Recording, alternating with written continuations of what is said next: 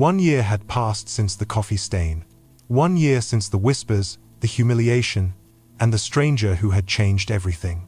Adara Okoro had risen from silence to success. She was no longer the nameless waitress but an outstanding hospitality management student, a rising star respected by everyone. People now spoke her name with admiration, not pity, but just when peace began to wrap around her life, the past came knocking. With angry eyes and a debt unpaid.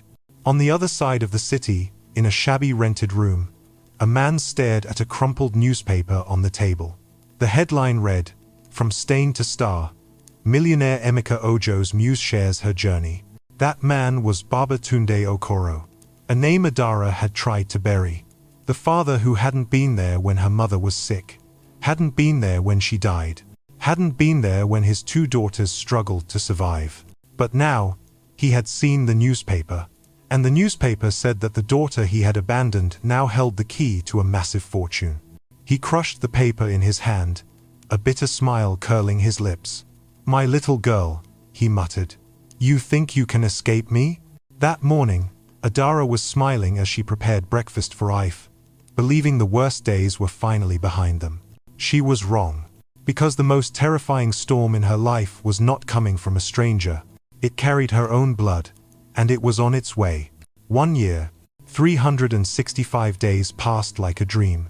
For Adara Okoro, it had been a year of firsts. The first time on a plane, the first time watching snow fall outside a classroom window in Switzerland, the first time presenting a project before top experts, and most importantly, the first time she truly felt safe. The sister's apartment was now slightly larger, with 2 bedrooms and a small balcony overlooking a row of lush green trees.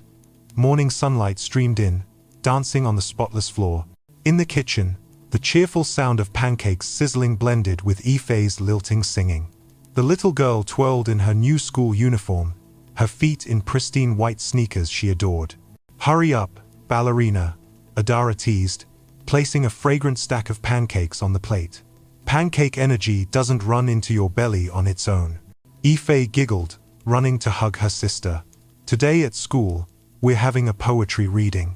I'm going to read about you." "Really?" Adara asked, warmth flooding her chest. "What will you read?" "I'll read that you're the greatest superhero," Ife whispered like a secret.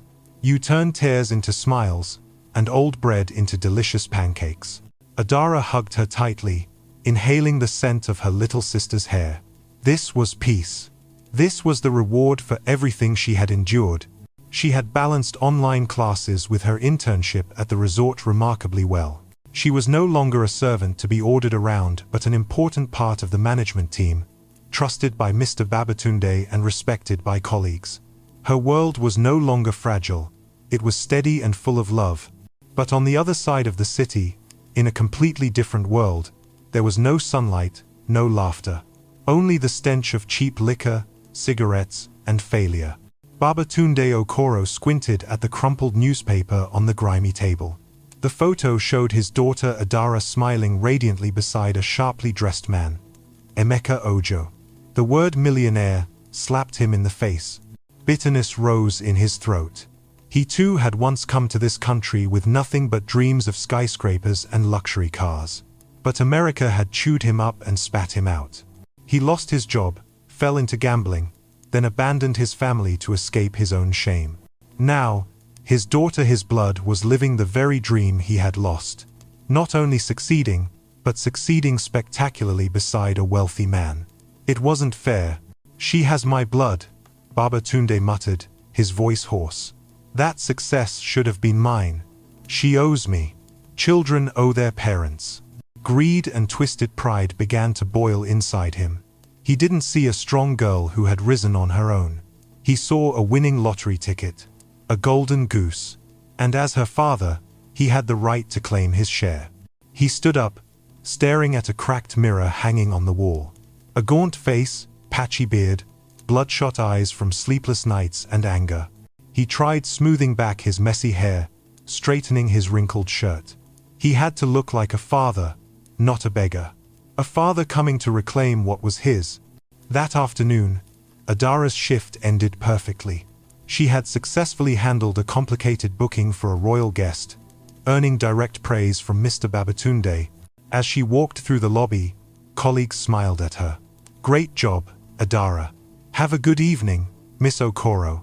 She stepped out of the resort, breathing in the fresh twilight air. Satisfaction and peace washed over her. She had done it. She had built the life she had always dreamed of.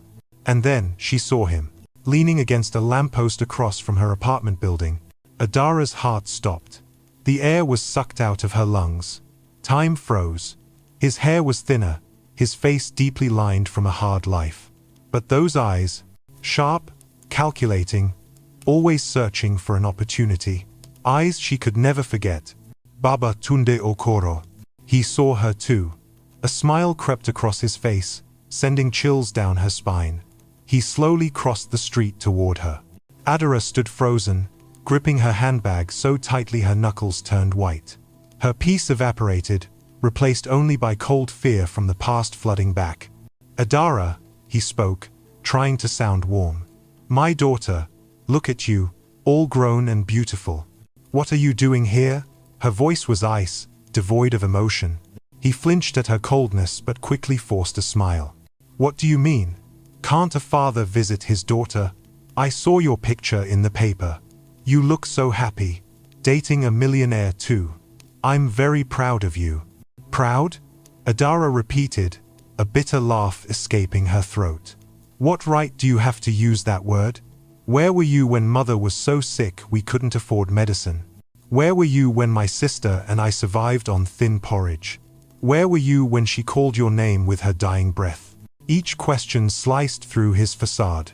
"Don't talk about the past," he snapped, the smile vanishing. "I had my own struggles." "Your struggles?" Adara stepped closer, her eyes blazing. "Your struggles were all-night gambling tables. Your struggles were running from responsibility. My struggles were watching my mother waste away while still believing you'd come back. My struggles were burying her at 18 and becoming the pillar for a 7-year-old child. You ungrateful brat." Babatunde snarled, his mask finally slipping. "After everything I've done for you, I gave you life. You didn't give me life," Adara cried, her voice breaking with pain. "You gave me scars. You were a ghost, and I don't want to see you again. Leave." "Not that easy," he growled, stepping closer. "You think you can cast me aside now that you're rich? You owe me. You and your millionaire owe me." He jabbed a finger at her face. Adara recoiled, fear flashing in her eyes. Just then, a sleek black car pulled up quietly. The door opened. Emeka Ojo stepped out. He didn't speak, simply walked over and placed himself between Adara and her father. His tall frame and calm presence became an unshakable wall. "Is there a problem here?" Emeka asked, his voice low but commanding. Babatunde's eyes scanned him. The expensive suit, the luxury watch, and above all, the aura of power. He knew he couldn't confront him directly. He stepped back, anger still burning in his eyes. "This is a family matter. Family are the ones who stay," Adara said from behind Emeka, her voice steady again. "You gave up that right long ago." Babatunde glared at them both. "You'll see," he hissed. "You can't run from your blood, Adara." He turned and vanished into the shadows, leaving Adara trembling in Emeka's protective arms. Her peace was shattered. The storm had truly begun. The sudden reappearance of Babatunde Okoro had cracked the peaceful world Adara had painstakingly built. That night, after Ife had fallen fast asleep, she sat with Emeka in the living room. The warm golden glow of the lamp couldn't erase the exhaustion on her face. For the first time, she told him everything. She told him about the long nights waiting for a father who never came home, the empty promises, and the few crumpled bills he would toss at them before vanishing again. She told him about his gambling addiction, the monster that swallowed everything, her mother's savings and a child's faith. She told him about the last time he left, abandoning them with nothing but debt and silence. Emeka didn't interrupt. He just listened, holding her hand firmly, lending her a quiet strength. "He won't be able to hurt you anymore," Emeka said once she had finished, his voice low and resolute. "I promise you. You don't have to fight alone anymore, Adara." Adara leaned her head on his shoulder, letting herself feel the safety she had never known. She wanted to believe him, yet deep down, she knew ghosts of the past never vanished so easily. Meanwhile, elsewhere, another ghost was stirring. Kemi Adebayo sat in the luxurious apartment. Her father allowed her to stay in on the condition that she stayed out of trouble. Her life had become a gilded cage. No more extravagant parties, no lucrative endorsement deals, no influence in her family's corporation. Her father had stripped it all away. All she had left was money and emptiness. Boredom and bitterness gnawed at her daily. She scrolled aimlessly through her phone until she stopped at an old article. There it was again, the same face, Adara Okoro, smiling beside Emeka. The "From Stain to Star" story had become a legend in Crestwater Bay. And in that legend, Kemi was cast as the villain. The brighter Adara shone, the darker Kemi's shadow grew. Everything Adara now possessed: respect, a promising career, and Emeka's love were things Kemi had lost. What began as envy had curdled into deep hatred. She needed a chance to rewrite the story, to drag Adara from the heights back into the mud where Kemi herself was trapped. That chance arrived in the form of a desperate man. Babatunde Okoro was boiling with rage. His daughter had rejected him. Her lover had humiliated him. He wandered into an underground casino, tossed his last dollars on the table, and lost them all. Helplessness sparked a mad idea. Confrontation was useless. That millionaire would protect her. He needed another weapon. An ally. Someone who hated Adara as much as he did. And then he remembered.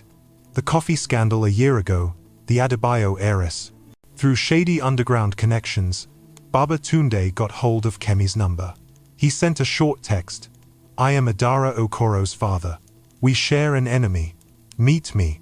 Days later, they met at an upscale, discreet cafe. Kemi had chosen the place. She needed to feel in control. Babatunde showed up in his neatest clothes, but his desperation still leaked from his eyes and posture. Kemi looked at him with open disdain. "I don't have much time," Kemi said, not even inviting him to sit. "What do you want?" "I don't want anything," Babatunde replied, dragging out a chair anyway. "I want to offer something, revenge, on my daughter, Adara Okoro." The words piqued her interest. She sat down, arms crossed. "Go on." Babatunde spun his tale, of course, a heavily distorted version. He was the poor, heartbroken father, abandoned by his ungrateful daughter after she found wealth. All he wanted was to reconnect, but she and her millionaire lover had humiliated him. Kemi listened carefully, not missing a detail. She didn't fully believe him, but that didn't matter. What mattered was that he was Adara's father. That was a weapon even Kemi herself didn't have. "And you think I'd help you?" Kemi sneered. "Why?" "Because she ruined you too," Babatunde said bluntly. "I read the papers. You were once the princess of this city. Now, all gone. Because of her. We share the same goal." Silence. Kemi stared out the window, weighing her options. Teaming up with a man like this was risky. But the reward was too tempting. The chance to flip the board. Finally, she turned back, a cold smile on her lips. "You're wrong. We don't share the same goal. Your goal is money. Mine is more complicated." "So what's the plan?" Babatunde asked impatiently. "Your plan? Yelling and demanding money? Pathetic," Kemi mocked. "That only makes her a victim again, and Emeka will appear as her knight. We must be smarter." She leaned forward, voice dropping to a conspiratorial whisper. "We don't attack her. We attack her story. We turn her rags to riches tale into a lie. We twist her strong girl image into that of an ungrateful, greedy daughter. We poison the very well she drinks from." Babatunde narrowed his eyes. "How?" "With you," Kemi smiled. "You are the weapon. You'll play the heartbroken father, abandoned and betrayed. You'll tell your story to the world. And I," she paused to sip her coffee, "I'll make sure the world listens." Kemi laid out her plan. She would use scandal bloggers, gossip sites she had connections with. She'd fund Babatunde's makeover, new clothes, a decent apartment, and coach him to tell his sob story convincingly on camera. Babatunde listened, awe slowly dawning in his eyes. This girl was cruel, but brilliant. And what do I need from you? Kemi asked firmly. Absolute loyalty. You do exactly what I say. No foolish stunts, no improvisation. And most importantly, no one must ever know I'm involved. Clear? Clear. Babatunde nodded, greed overpowering hesitation. Good. Kemi rose, placing a thick envelope on the table. Here's your startup money. Buy yourself some decent clothes, find a better place. Someone will contact you. She left him there, alone with the envelope and a wicked smile. That night, standing on her balcony, Kemi gazed down at the glittering city lights. She pulled up a photo of Adara on her phone. A sense of power she hadn't felt in a long time surged back. She was no longer a passive victim. She was the one pulling the strings. Two broken souls, bound together by hatred, had just forged a weapon. And its target was the heart of Adara Okoro. A week after the tense confrontation, Babatunde's silence left Adara both wary and hopeful. Perhaps he had realized. Perhaps he had given up. Her life returned to its busy but fulfilling rhythm. Online classes, projects at the resort, and quiet evenings with Ife. The pinnacle of that peace came on the night of the annual awards of the National Hotel Association, held in the grand ballroom of the Serene Vista itself. Adara, with her outstanding academic achievements and creative contributions at the resort, was honored in the category of Rising Star of the industry. When her name was called, Adara stepped onto the stage in a golden yellow gown. Her hair braided in a traditional Nigerian style, a picture of elegance and pride. She accepted the award, her heart racing. Emeka sat in the front row, his gaze radiating pride. This wasn't a fairy tale. It was the reward of sweat, tears, and an unbreakable will. After the ceremony, Emeka led her to the serene rooftop garden. He handed her a single white rose, its petals glowing under the moonlight. You're not a rising star, Adara, he whispered. You've always been a star. The world is only just beginning to see your light. Adara smiled, a smile full of joy and fulfillment. In that moment, she felt invincible. She didn't know that it was the last calm before the storm struck.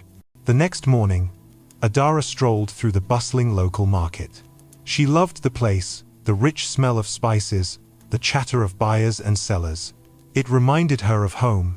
She was happily choosing ripe plantains to make Ife's favorite snack when her phone began buzzing non-stop. Messages from friends. Missed calls from Mr. Babatunde.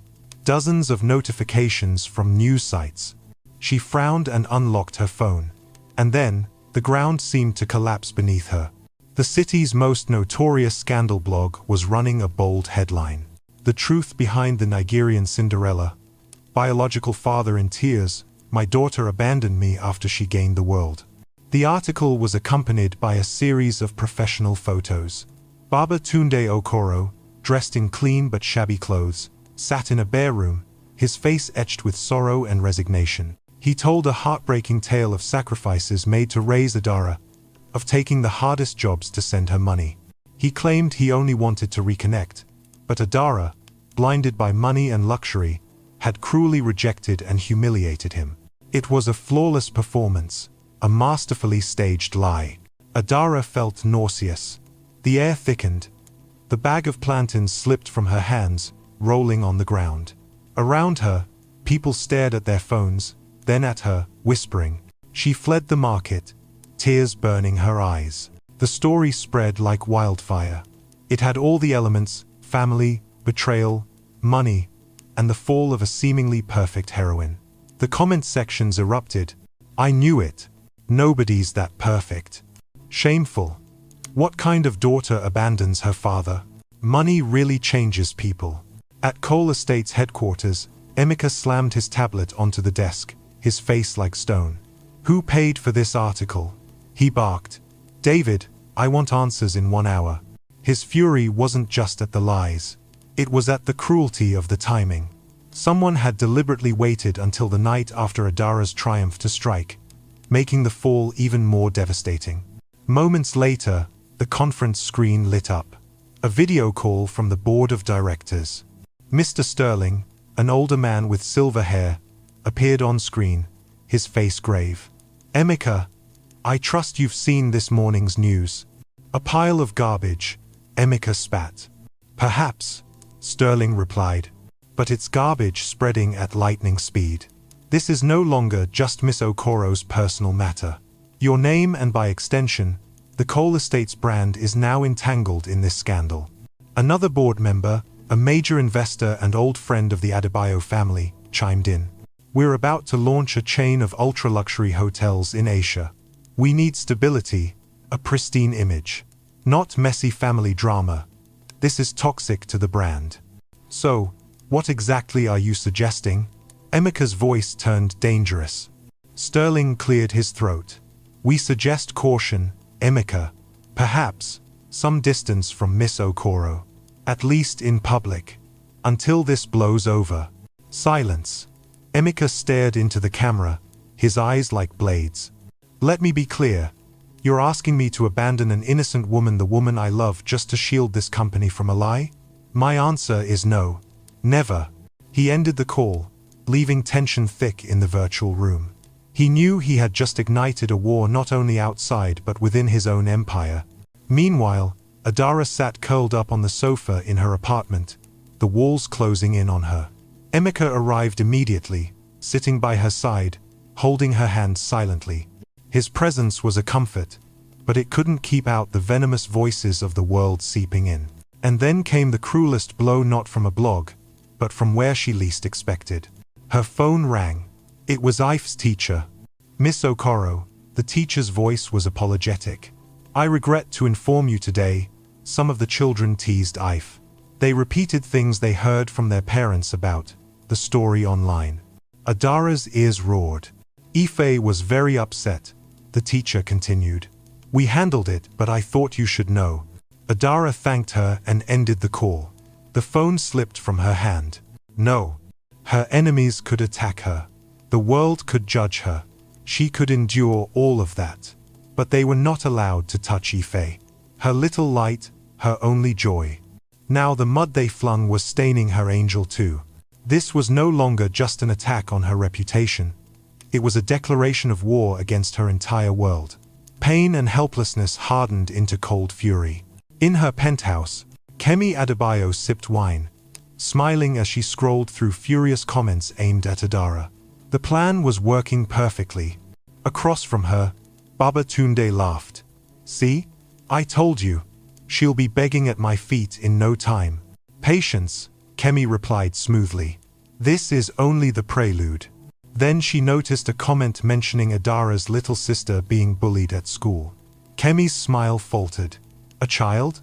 She wanted Adara to suffer, but dragging a child into it hadn't been her intent. A vague unease stirred within her. The combination of Baba Tunde's malice and her own cruelty had created a monster neither of them could fully control. She quickly shoved the feeling aside and raised her glass. "To her downfall," she said. But for the first time, doubt flickered in her eyes. Adara's fury was cold and silent, like the eye of a storm. She no longer cried. Tears couldn't protect Ife. That night, after soothing her sister to sleep with a fairy tale about brave Nigerian warrior women, Adara made a decision. She met Emeka in the living room, moonlight spilling through the window and painting long silver streaks across the floor. "Emeka," she began, her voice steady in a way that surprised even her. "I can't let this go on." "I know," he replied, his heart aching at the weariness in her eyes. "I have investigators working. We'll sue." "No," she cut him off. "They won't stop. As long as I'm with you, as long as my story gets attention, they'll keep attacking. And their weapon is Ife." She drew a deep breath. Maybe we shouldn't appear together in public for now. I can't let them use me to hurt you, or use both of us to wound a child." Emeka looked at her, stunned. He saw the sacrifice in her words, her attempt to protect everyone else. But he shook his head firmly. "Giving up is not an option, Adara," he said with iron conviction. "Not now. That's exactly what they want. They want to divide us. They want you to feel alone. I won't let that happen. We won't run. We'll fight back. The next day, Cole Estates held an emergency press conference. The room was packed with journalists, cameras pointed at the podium like a forest of weapons. They came for business updates, but they craved scandal. Emeka Ojo walked up calmly, his gaze blazing. He began by announcing a new project for the company, but soon shifted. However, today I stand here not only as a CEO, he said, and instantly the room went silent. I stand here as a man, to speak about the truth. In recent days, vicious lies have been spread about a woman I deeply respect. They judge her for her poor past, forgetting it is that past that forged her strength. They judge her for walking through the mud. He paused, locking eyes with a live camera. But they forget that mud is where the most beautiful flowers bloom. A ripple of applause rose, hesitant but sincere. Emeka pressed on, his voice sharper now. And to the man who calls himself her father, the one spreading these lies, let me say this. A father's duty is to protect, not abandon. You don't earn that title back only when it profits you. You left her. She never left you. I, Emeka Ojo, stand completely with Adara Okoro, he declared. Not as a CEO defending assets, but as a man defending the woman I love.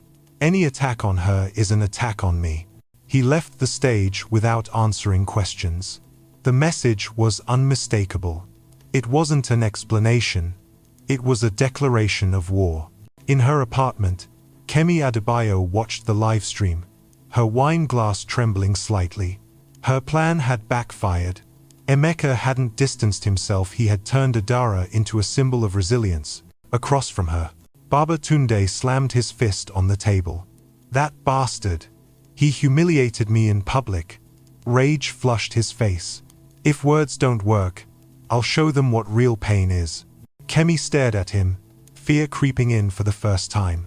This was no longer just a media game. His eyes gleamed with madness.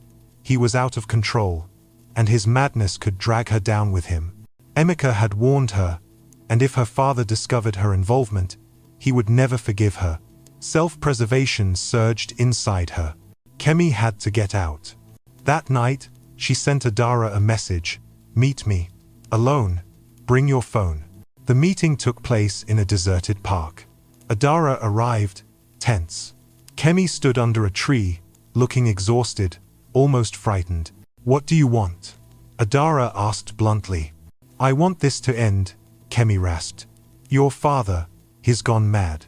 He won't stop until he destroys you and maybe everyone around you. I don't want to be part of this anymore. Adara stayed silent, waiting.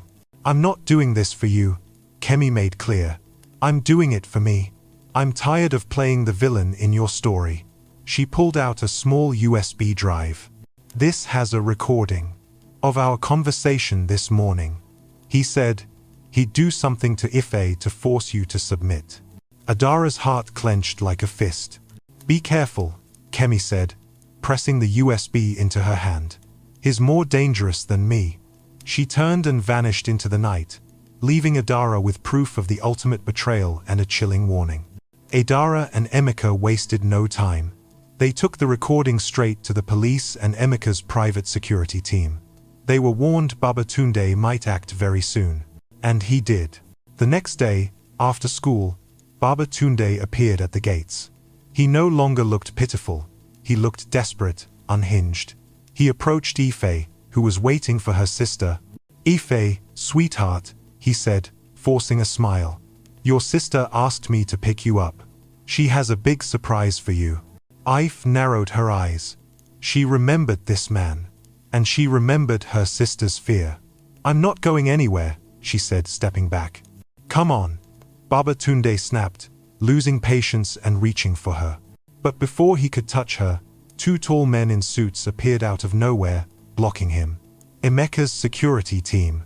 At the same time, police cars screeched in with sirens blaring. Babatunde was subdued and arrested on the spot. His plot ended before it began. That night, after statements were taken and Ife was safely asleep, Adara stood on the rooftop. The storm had finally broken. Baba Tunde would face justice for child abduction and extortion. Kemi had vanished. Peace had returned at last. Emeka came up, gently draping a shawl over her shoulders. "It's over now," he said. "Yes," she breathed, tasting the cool night air. They stood in silence, watching the city lights. Then Emeka turned, taking her hand. From his pocket, he pulled a small velvet box. Adara froze. He knelt on one knee. "Adara Okoro," he began, his voice strong and tender. "I don't love you because you rose from the mud. I love you because you never stopped blooming, even when the world tried to bury you." Tears of joy streamed down Adara's face. "I don't want to be your savior," he continued, opening the box to reveal a delicate silver ring with a teardrop diamond. "I just want to be the man walking beside you for the rest of our lives. Will you marry me?" For a moment, the world stood still. "Yes," Adara whispered, her voice breaking with happiness. "Yes, I will." Emeka slid the ring onto her finger. As he kissed her beneath the starry sky, a love forged from ashes stood tall, higher than the flames of hatred. The second chapter of Adara's dramatic story had closed. But had the storm truly passed? What kind of future awaited her and Emeka? If you enjoyed this story and are eager for the final chapter, don't forget to hit like and subscribe so you won't miss Part 3, the conclusion of this tale. Thank you for listening, and see you in the next part.